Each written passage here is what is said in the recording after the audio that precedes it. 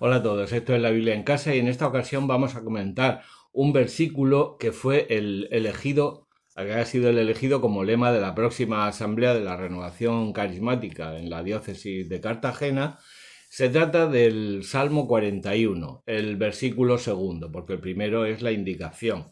Las indicaciones, sabéis que muchos salmos llevan una indicación, por ejemplo, indicando de quién es, o indicando cómo se debe cantar, o indicando, por ejemplo, cuando dice canción de las subidas, indicando la ocasión. Y el caso es que el lema se escogió con la Biblia de Jerusalén, con la versión de la Biblia de Jerusalén, que dice lo siguiente. Dichoso el que cuida del débil y el pobre. A mí cuando me lo dijeron, pues lo miré en la Biblia de la Conferencia Episcopal y dice esto. Dichoso el que cuida del pobre. Por tanto, no es del débil y el pobre. Claro, en estos casos lo que hace uno, si tiene curiosidad, claro, si es un friki, como yo, pues puedes ir a la versión de la Vulgata, puedes ir a la Biblia Septuaginta, ¿no? En las aplicaciones que te dejé en un vídeo anterior, ahí están los enlaces, ¿no? Yo utilizo una aplicación que se llama Biblia de Jerusalén, que es brasileña, y ahí vienen los textos en los principales idiomas. Y efectivamente en la versión griega había dos adjetivos en vez de uno. Así que me fijé en la nota que venía en la Biblia de Jerusalén, que son muy buenas y muy útiles, y encontré lo siguiente.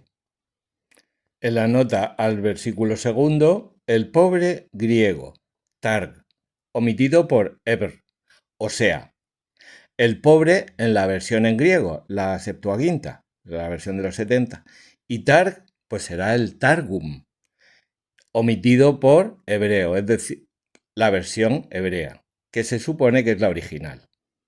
Por tanto, aquí vemos que la Biblia de la Conferencia Episcopal, que solo pone del pobre, ha optado por seguir la versión en hebreo, que se supone, repito, que es la original. Y aquí en la traducción de la Biblia de Jerusalén, pues han seguido la traducción de los 70 y del Targum.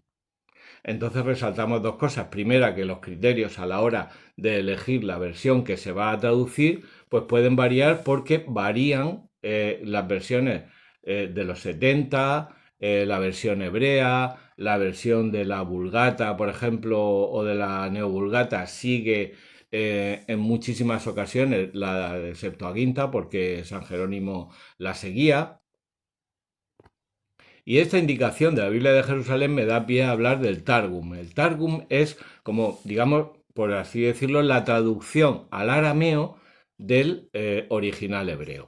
Esta traducción se hizo naturalmente porque todos sabemos que en la época de Jesús lo que se hablaba era arameo. El hebreo se perdió ya en la época de la conquista de los asirios en el 622 de Samaria y el 585, 589, no recuerdo bien, la conquista de los babilonios del reino de Judá. A partir de entonces, pues el hebreo se pierde como lengua del pueblo y pasan a hablar arameo, que era la lengua común de toda aquella zona. Entonces, poco a poco, pues se va realizando esta versión en arameo que es conocida como el Targum. Claro, estas traducciones, tanto la traducción al griego de la Septuaginta como el Targum, como también la versión al siríaco conocida como Peshita, el siríaco es un dialecto del arameo, son muy útiles porque ayudan a ver cómo entendían los propios judíos, porque estas son versiones judías, cómo entendían los propios judíos los pasajes del Antiguo Testamento. Porque el problema de estas lenguas orientales tan antiguas como por ejemplo el hebreo es que están llenas de matices, son poco precisas.